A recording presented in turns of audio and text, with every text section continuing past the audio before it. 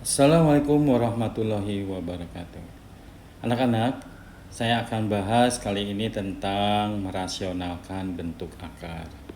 Nah, sebelum kita merasionalkan bentuk akar, kalian harus tahu dulu apa sih arti dari bilangan rasional. Oke, kalau saya punya pecahan A per B dan B-nya tidak boleh 0, A per B bisa disebut bilangan rasional jika diubah menjadi desimal, maka angkanya akan berhenti di suatu bilangan atau membentuk pola bilangan pengulangan. Sedangkan bilangan irasional adalah kebalikannya. Jadi kalau misalkan saya punya pecahan A per B dan B-nya tidak 0 dan A per B-nya itu irasional, jika diubah menjadi desimal maka angkanya tidak berhenti di suatu bilangan dan tidak membentuk bilangan pengulangan.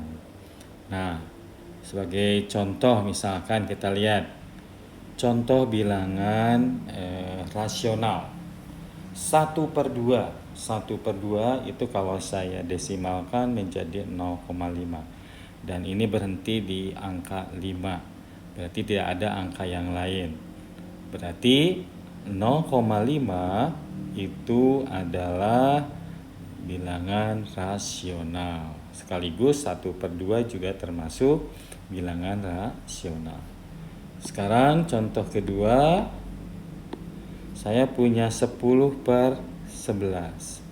10/11 itu kalau saya desimalkan menjadi 0,909090 dan 90 dan seterusnya, di sini 90. Nah, karena di sini ada pengulangan, berarti kita simpulkan bahwa 0,90909090 dan seterusnya atau sama dengan 10/11 adalah bilangan rasional. Nah, sekarang bagaimana kalau saya punya 0,666 dan seterusnya? Apakah ini bilangan rasional? Kita buktikan dulu. Ini misalkan X. Jadi X itu adalah 0,6666. Yang ini dikali 10X. Kalau kali 10X ini berarti jadi 6,666 dan seterusnya. Dan kita selisihkan, dikurangkan yang bawah dikurangi yang atas. Ini menjadi 9X. Ini menjadi habis yang desimalnya. Ini 6 dikurangi 0 berarti 6. Dan X sama dengan 2/3. Dan kita simpulkan bahwa 0,666 dan seterusnya itu adalah bilangan rasional. Oke, sekarang bagaimana kalau bilangan itu disebut bilangan irasional?